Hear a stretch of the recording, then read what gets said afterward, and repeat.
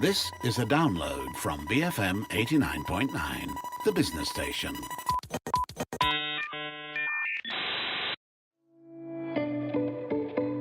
Good morning, this is Frida Liu. You're listening to Her Vantage on Enterprise and Her Vantage, where we speak to women of influence and leadership.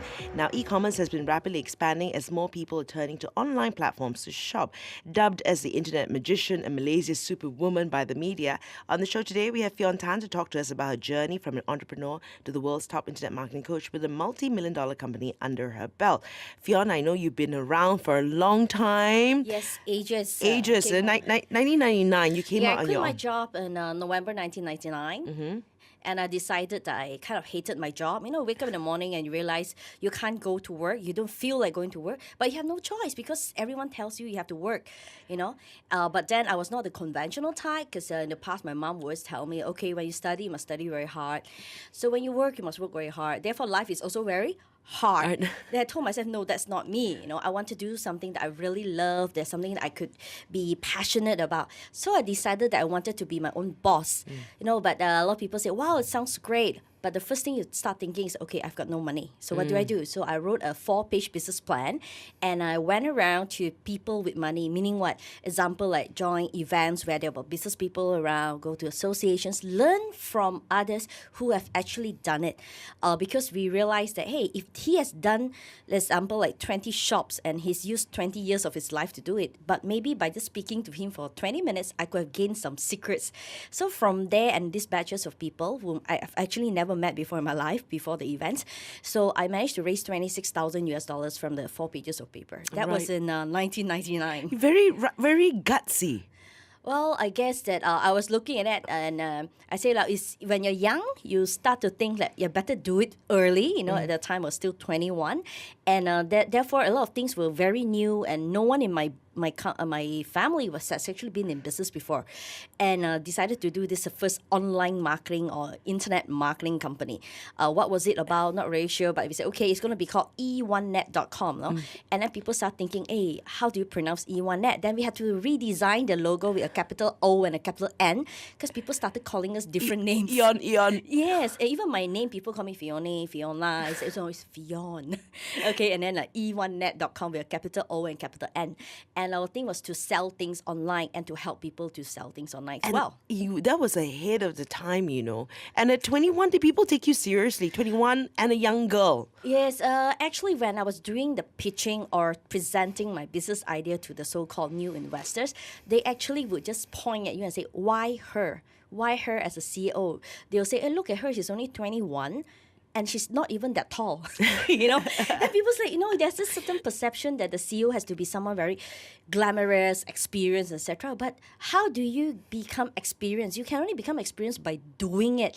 So how do you expect someone new to actually be experienced? You might have some ideas about it. So I went through that. You know, people will start talking. Not everyone would invest in you. There were people who did not invest, and I met them probably about 13 years later, and they look at me and they say, Fione, you look very familiar. And when we were started talking and chatting, they said, oh my gosh, I was in the room when you were presenting and I did not invest in you. And they felt quite bad, you know. Not that I made them a billionaire yet, but the fact is, hey, she's been a survivor. So at the end of the day, it's about how easy is it for you to say, let go, you know, persistence. Yeah. So you have a passion, you have a goal. So at a point, you know, the first month, you don't see much sales coming in. Because when you run an online business, and at the point in the end of 1999, year 2000, there were hardly anyone shopping online in Malaysia. Yeah. Even most people were not on the internet still, and we were all using dial-up. Remember, Yes, when the I would sound. tell my parents that I'll pull the line. Say, okay, no telephone call for next 2 hours because I'm going to be online in my dial-up. Like how many kbps? And so what we did with the 26,000 was we actually had an IT company to design a website, and they charged us about 22,000. Back then, And I realized I've given away all my money, and I was only left with $4,000 to start the company, which was actually not enough. So the first 1 month, 2 months, I was not getting any salary. I was paying all my other stuff, the rental and everything, you know. And so what I did was, I remember the first month I made my first income. I received a check from the US, and I was so happy. I went all the way to the bank trying to cash out the because I had no money left in my account. So I had to try to cash out the US dollar check. And the guy at the counter was so surprised. He looked at the check and said, oh my gosh, ma'am, you can't cash this out. I said, why not? It's US dollar check. I said, okay, you have to clear it, etc. I said, okay, just clear it, and when do I get my money? Then they said, your check is only 4.04. It's only $4. So it cannot even cover the clearance fees. And I was like, oh, okay. And he said, you actually have to top up money in your account to clear it. I was like, oh no, And most people, if you were at my stage and quitting your job and working so hard for this idea, from an idea 3 months ago, and now where you actually do it already and you only get $4, how would you survive? Would you actually still pursue the idea? So for me, what I did was I took back the check, I stood in front of the check, and in front of the bank, I told myself, I will never ever get a $4 check again. I said, it's so bad. But I said, okay, if I had not had that moment, maybe, or if I was not persistent enough, I would have it would be very easy to just say, oh, I'll just get another job. Right. I'll quit this idea and start another company. Something like that. So I said, no, I have to be responsible. I will get it done. I don't care how I do it, but I'll think about it. So I started doing a lot of research online. Example, okay, why is it that certain websites were appearing on the top? And those days you have the Yahoo and then not only the Google. And there was definitely no Facebook There was no Google, I think. Google was not the in thing. It was Yahoo, you know. Google came in probably about 2 years later and it gained popularity. So I was looking and said, hey, why is this website ranked on top of search engines? And then I realized that I started finding my own website there for products that I was selling. So I made back my money in about 3 months later, actually, the 21,000 US dollars. And I made my first million at about 23, 24 ringgit in ringgit. Still, right? And then so what happened was also the time when you started the internet bubble, right? It happened and you just started your business. So how did it affect your business and what did you do? A lot of SMEs were thinking, wow, .com bubble, everything will close. So they are not going to move online yet. But I look at it this way. When other people are not doing it, you probably do it. Just like in share market, people are selling, you're buying. In property market, people are throwing prices and you are snapping the low prices, things like that. But it's easier on the internet because the cost of acquisition, the cost of doing business is a lot lower. I've heard of people who actually would survive on instant noodles for 3 months just to do their online business, and then they became really, really rich. Why is it that we are all sipping our blended coffee and etc. and saying we've got no money, but if we could just save the money from all this unnecessary stuff, we could probably throw it into our business as well. Right. So I say, okay, and I was pretty hands-on. So I will get feedback because we do a lot of seminars even since the year 2000. We interact with a lot of SMEs and new want-to-bes of entrepreneurs, and they tell us feedback. When there's a problem, then that becomes an opportunity. So when I started to make some money online, people started coming to us and say, hey, can you teach me how to do it? Can you really coach me? And then we said, but it's too expensive to consult one-on-one. So we decided to do a class and put everyone in and put computers. But in year 2003, not everyone has a laptop. So what we did was we put a desktop and 5 people would share a desktop. But after that training, we realized it was very difficult. Adults do not share. People hanging on to that. Okay, so it's about in any industry, whether it's market is up or down, there will surely be survivors. Yeah. And during that point, we actually saw a lot of people closing down. But probably because I in the beginning, we did not hire really, really expensive staff. We've hired some foreigners before. I paid them more than my own salary. I didn't pay myself. I paid his salary, thinking they were experienced and they look really good when I bring them out. But then I realized after 3 months, they don't bring in even a single dollar, zero sales. So I had to cut them off. So it's a lot about letting things go. If it doesn't work, we have to cut. We just have to cut it and switch, do something else different. All right. If this product doesn't work, sell something else or add more. Okay, so and then of course things have changed over the years, right? And so many players out there also, I guess providing sort of service. How do you make sure that you're still on par or ahead of other players? Example, we when we were in eOneNet, we did a lot of different things. We were managing websites for some Fortune 500 companies. And then same time for SMEs, we were doing website management in terms of template based. We actually had a software that they were DIY. So at that point, there were not many templates out in the market yet. So we made good money from there as well. And it was not expensive, something like 4,000 ringgit, but it's DIY, do it yourself. So if one website or one software is $4,000, if I could get 100 customers, I would already have 400,000. And back in year 2000, we already started thinking about cloud technology because now people are talking about cloud. But in those days, we call it ASP, Application Service Provider. We decided we are not going to sell you the software. We're going to charge you a renewal fee because softwares, you need to have upgrades, changes. And that's recurring income Yes, as well. and that's recurring income. So I said, okay, so the next year, they'll probably pay something about 1,600. So the same 100 customers will still give me $168,000. So we already thought of that early in the early days. And then we started selling our own things as well. For example, we had our own eOneNet brand of wireless mouse. At that point, if you go to Google, you type something like a wireless rechargeable mouse.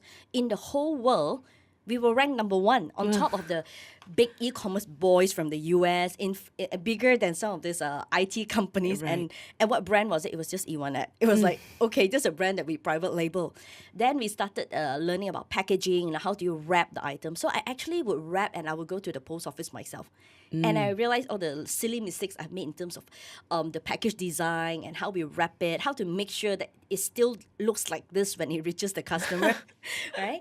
And then we will also look at things that are trendy. For example, during the SARS period, people were all very worried and a lot of exhibitions were cancelled or people were not going out.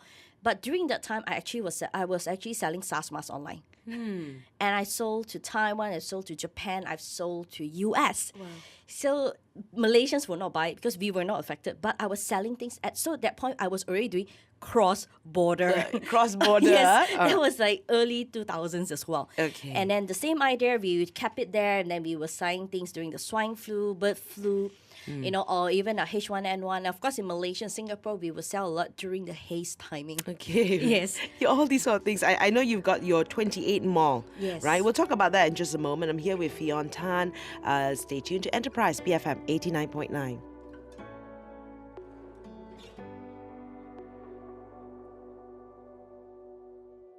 Build financial mountains. BFM 89.9. You're listening to Enterprise. Good morning. This is Frida Liu. I'm here with Fione Tan, who has been in e-commerce since 1999, and she's also what they call her, the internet magician. Some they call it the internet marketing queen. All right. This is her vantage. We speak to women of influence and leadership. Now, as an internet marketing coach that has helped clients ranging from home-based small business up to MNCs, right? So what sort of services do you provide, right? And do you offer to these different kind of clients? Okay, for example, for the bigger clients, we will do things such as website management, digital marketing campaigns, like now it's a social media campaign, or even the in thing now is about influencer marketing. How do they interact with the key opinion leaders? How do they, rather than just to throw a conventional ad, to actually do something very interactive where users get to interact with them. So this year we'll be also doing something called a influencer shopping carnival in June, where we want to look at how to bring more brands and to look at influencers and do a crossover event and to actually test them there and then, like, can you actually sell? Because in China, example, or in Hong Kong, it's now very popular to do things like live broadcasts. Okay. And they can be very expensive. Some of them are like, there was one of the top ones in China, with just a 30-second commercial, she was charging $3 million US. Just for a 30-second commercial to her, for her to say your brand. And others will say, okay, I'll do a collaboration with you, I'll sell your products, and within 12 minutes, they could sell $1.2 million. So you don't see that sort of thing happening so much yet in Southeast Asia, especially Malaysia. So I do see a potential. We want to groom the next opinion KOL or key opinion leader or the influencers, but we want them to be healthy image. It's not about attracting just the fans, but are you attracting the correct range of fans? Yeah. And would brands actually use you? Because if I use the wrong influencer, it will affect my brand. Right. So we have to tell them what's right, what's wrong, what not to do, and what to do. So those are things that we do for the bigger clients. We also train their employees, and if they have their own brand, we actually can sell for them as well through various platforms. We manage that. Okay. And on the other end, there are a lot of working adults, even mummies and retirees and even students were saying, actually, why don't I also start my own e-commerce business? But I don't know what to sell. I don't know how to sell. I don't know how to do sourcing and things like that. So we have training that we train them.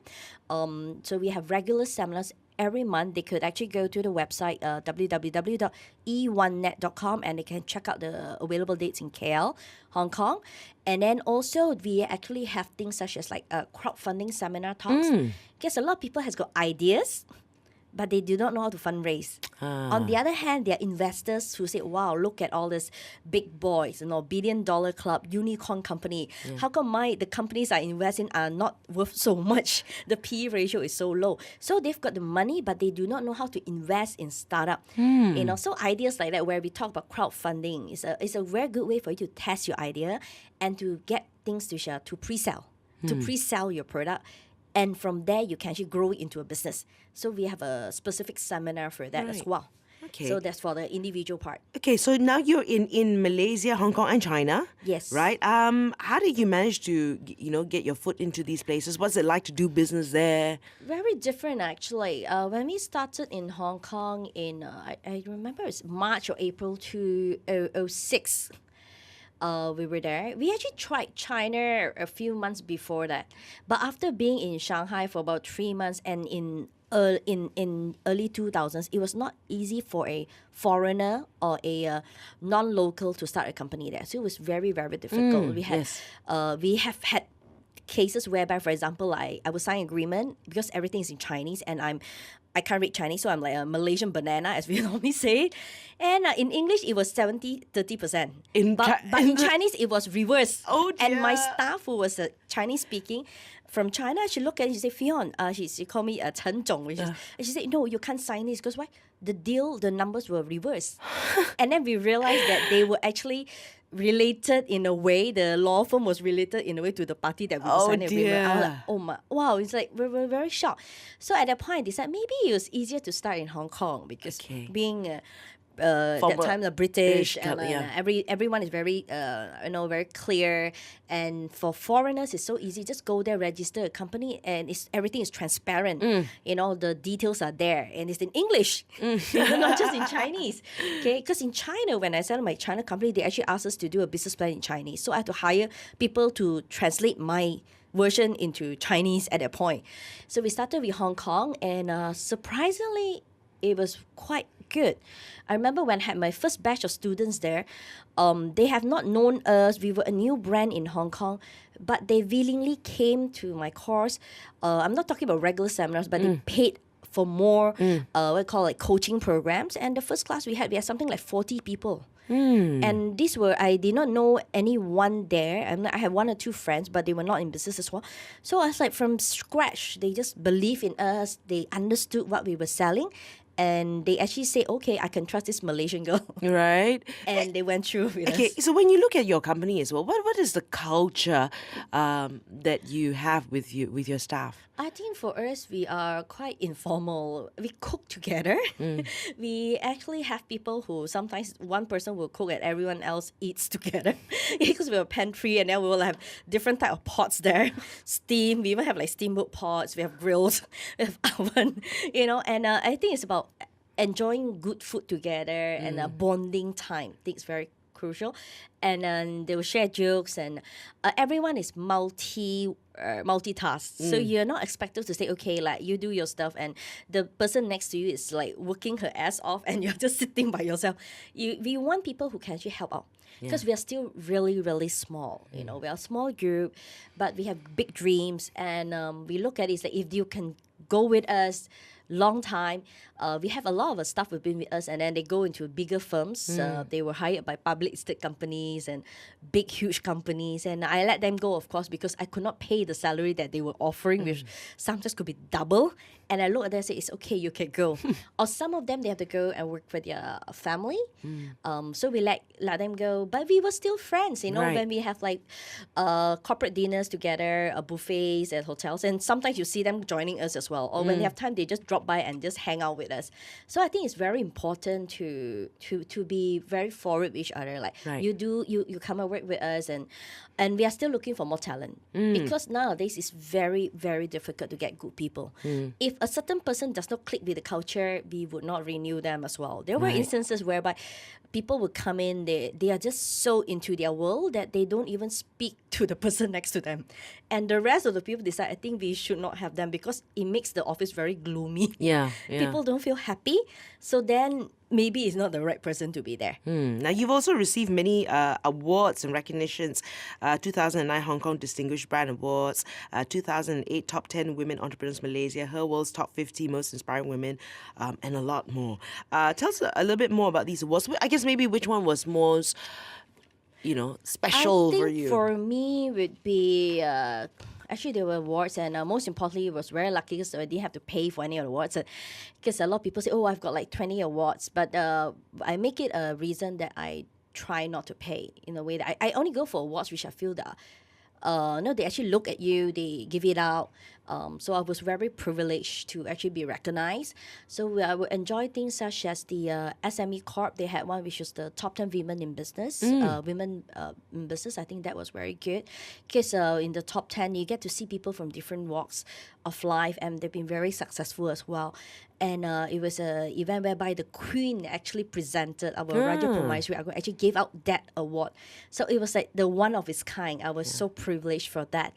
And another one I really look very cherish is one of it where it was also the whole event. There was only one businesswoman award. They had like one for music. Of course, they gave it to Dato' Sri Nurhaliza, and then they had one for sports. They gave it to Pandalela, and one for women in business, and they gave it to me. That was also presented by our Prime Minister. Okay. So I was very, very fortunate. Then in Hong Kong as well to be recognized. So I think things like that, people come and endorse you. Even sometimes I remember when I gave birth to my first daughter, 2011, and there was a closing date for 2 awards, and they had me like I came out from the hospital, went back home. They said today is the deadline. You have to fill up this form. It's like 5 pages, and I was there on my bed, while breastfeeding, typing up the thing, and then I got okay, I got shortlisted, or I won like top 10. All right. There was our JCI Creative Young Entrepreneurs Award. Yes. And I was also one of the finalists for this Ernst & Young during that time. Yes. Now, you've also written a couple of books, and one of them is The Malaysia Journey, Progress and Diversity in 2003, right? Projected by the World Economic Forum. Tell us a little bit about that book. Yeah, at that point, actually, the World Economic Forum came to Malaysia. They did an edition in Malaysia. I was also fortunate enough to be one of the expert or speakers. And after that event, they actually approached us and said, okay, we wanted to come up with a book. So they had different people to talk about different things. For example, they have like YTL group talk about something about retail, And then they say, internet, we want you to write about it. I was, okay, good. So I wrote a chapter for that particular book as well. I see. And then later on, a lot of people who couldn't come for training, and they started asking us, do you have a book that we can buy? I said, okay, I have a mini, like short, few pages, 20 pages of ebook. They said, no, we want more. So I said, okay, I could come up with a physical book. So I had a American publishing firm, the largest one, actually approached me. So they were publishing a lot of business books. They approached me, and we signed. We got a manuscript done.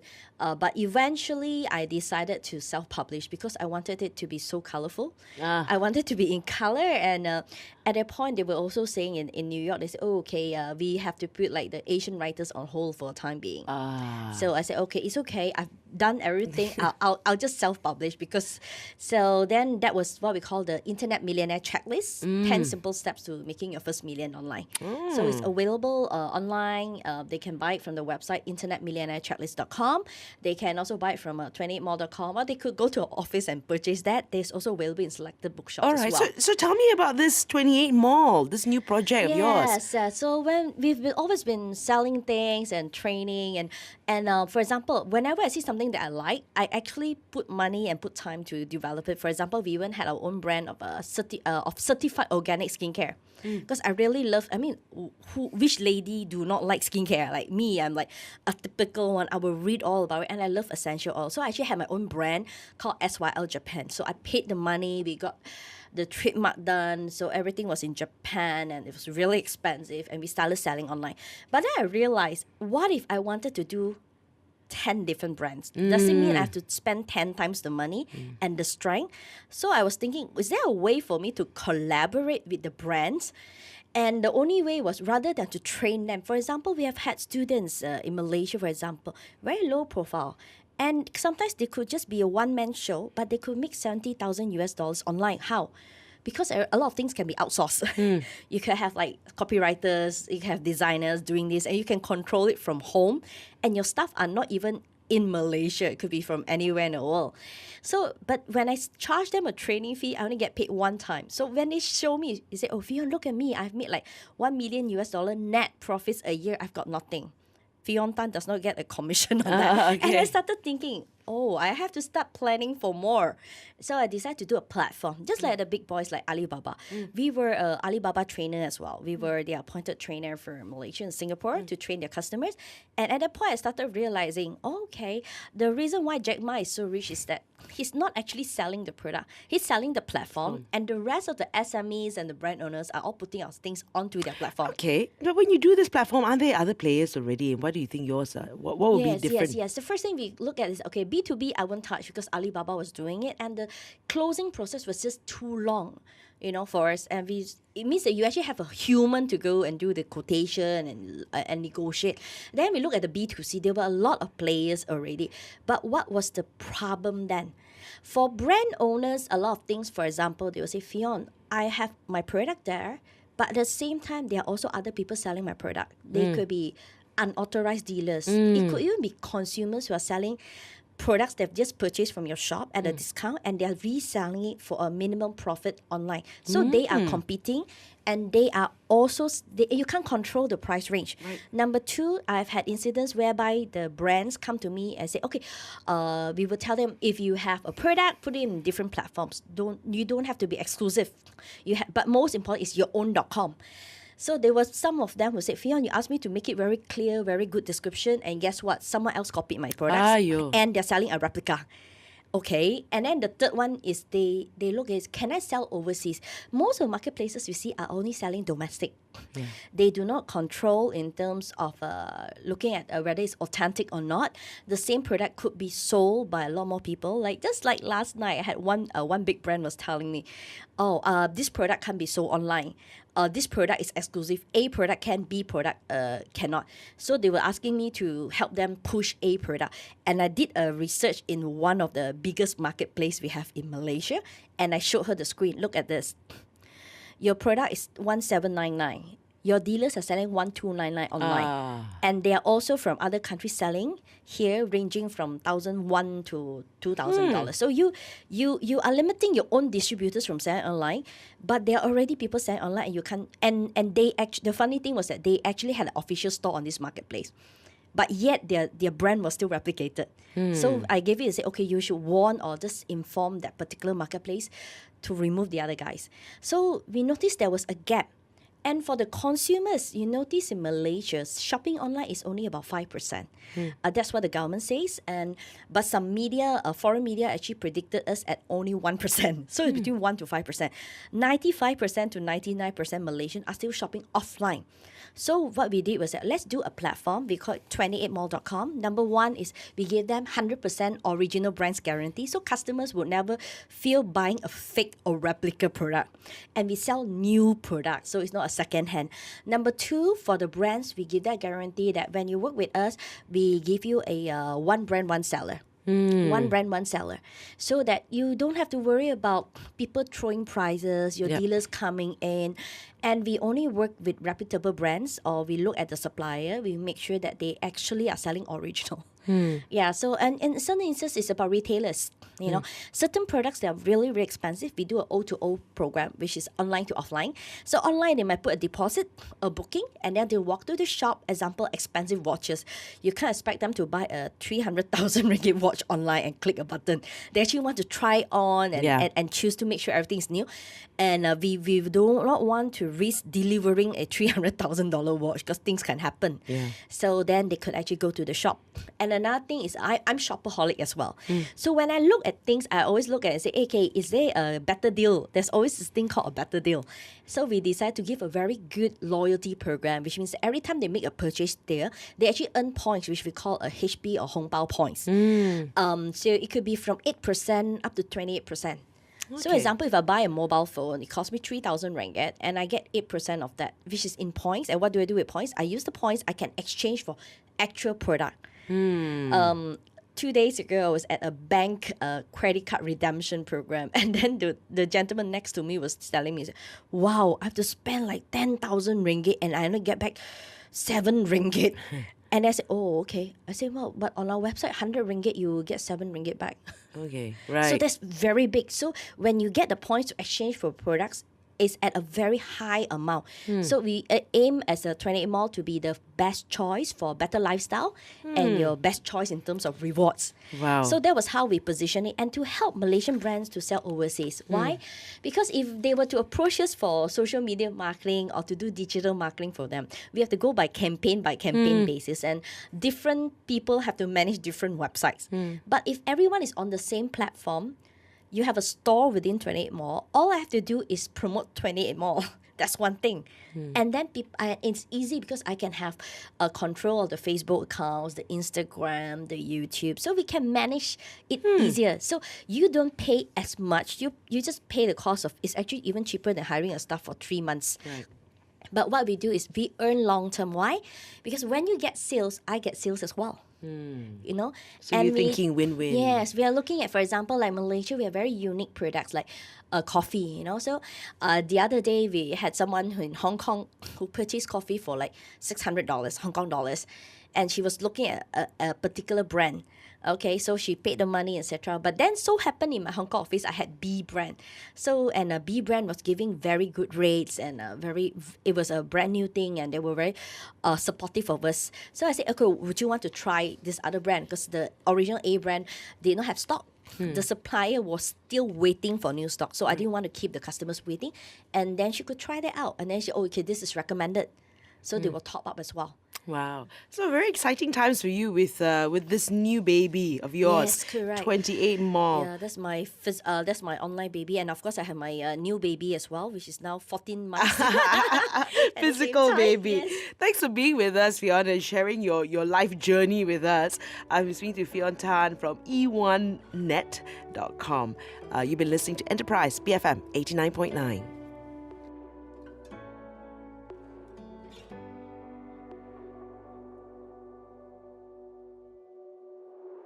Thank you for listening to this podcast.